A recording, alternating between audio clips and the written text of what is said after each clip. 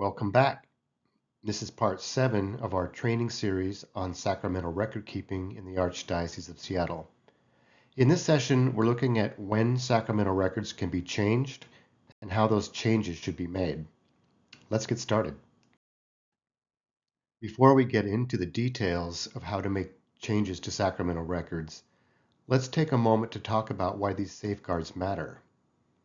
Sacramental records serve as official proof of both identity and the sacraments received. That's why even small errors or unauthorized edits can have serious long-term consequences. By following archdiocesan policy, we help ensure that these records stay reliable, consistent, and legally valid for both the Church and the people who depend on them.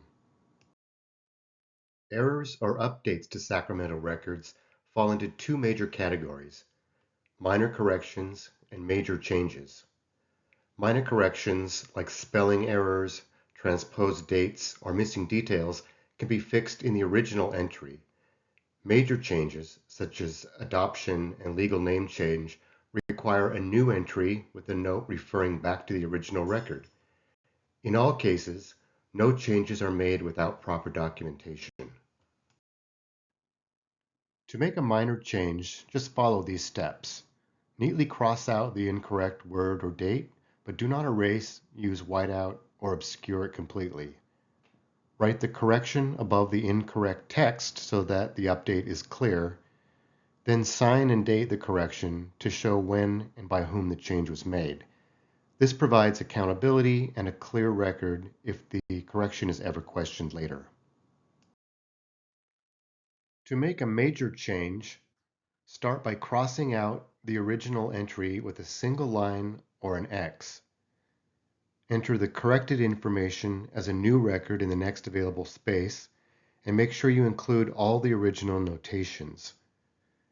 Add a note linking the old and new entries, for example, see page X, and also update the name index.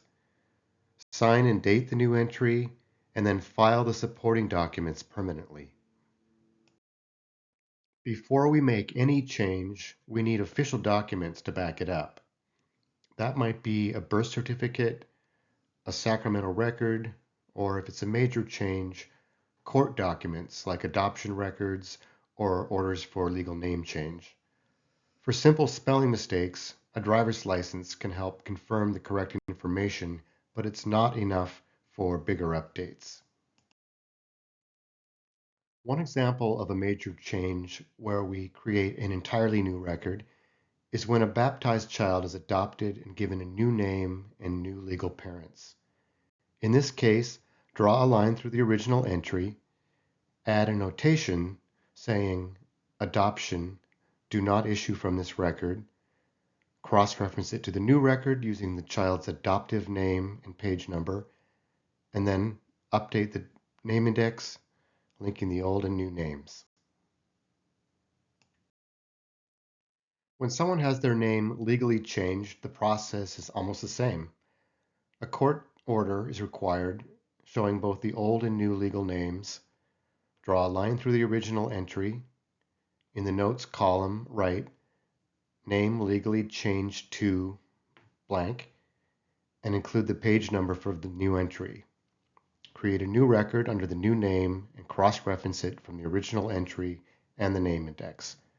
A copy of the court order must be kept permanently in an evidence file, either in paper or electronic format. The policy of the Archdiocese of Seattle is that a baptismal record is not altered due to a gender transition. Instead, a notation about the legal name change and gender change is added in the remarks column of the original record, and a new baptismal certificate is issued with the updated name. However, due to shifting legal considerations, we recommend contacting the archives on a case-by-case basis to ensure proper recording. This wraps up our training on making changes to sacramental records.